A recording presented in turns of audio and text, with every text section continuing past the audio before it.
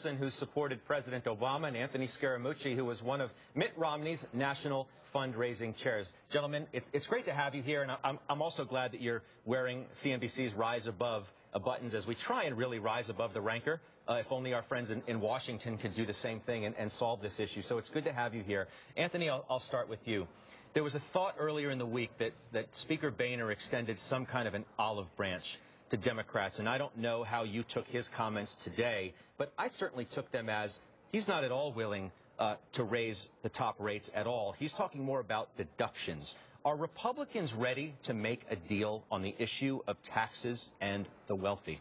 Well, I can't speak for him, but I do think that there will be a deal done, and I do think it will include some part of revenue increases where there'll be meaningful revenue going into the government. I think what he's looking for, though, is a 3-to-1, spending cut versus the revenue increases. So, he's posturing right now. He's going to put his chips on the table in cards, and my guess is he's going to do a deal. You got to respect John Boehner for the following thing, okay? He's putting a coalition together that's quite fractious, but he's willing to do a deal with President Obama. I think they have a good personal rapport, and I expect the deal to get done. Whitney, do you think if a deal includes revenues coming from somewhere, but not necessarily from the raising tax perspective, would that be acceptable to the Obama administration? Would that be acceptable for the point of view that you represent? I suspect that won't be acceptable and that there will be increased revenue. So I think it's going to be three things. There will be increased taxes, probably targeted on higher income people.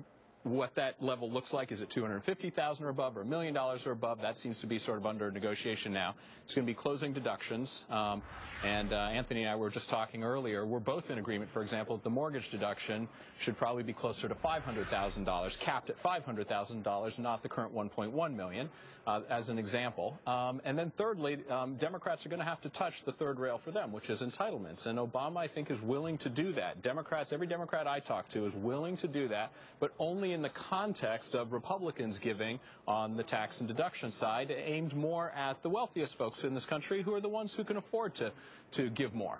You have stood behind the president, both figuratively and literally, at times on this issue.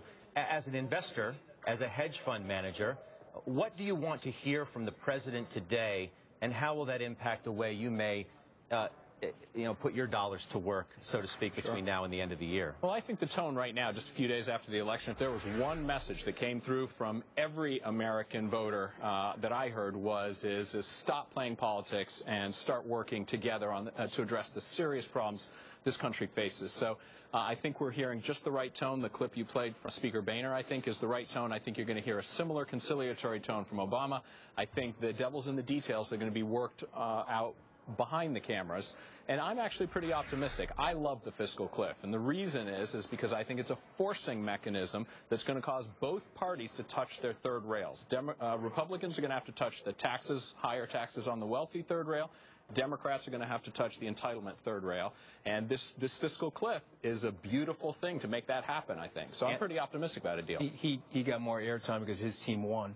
But on the left side, we've got Rise Above, but hopefully on the right side, when this is over, we'll have the death of sacred cows. Both sides have to kill their cows.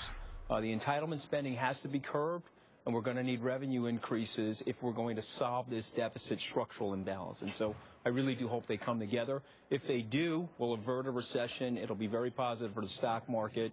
I don't think it's going to have a huge impact on the Treasury market, by the way, so I would be on the opposite side of that. Are you confident that the two sides can, in fact, come together and do what's right for Wall Street, do what's right for the investing public that's watching right now, wondering where their money is going to go as a result of all of this? I do. This is the scene where Han Solo and Luke Skywalker are in the garbage compactor in the Death Star. The walls are closing in, and these guys got to cut a deal to get themselves out of it, and I think that they will. All right. Anthony Scaramucci, Whitney Tilson.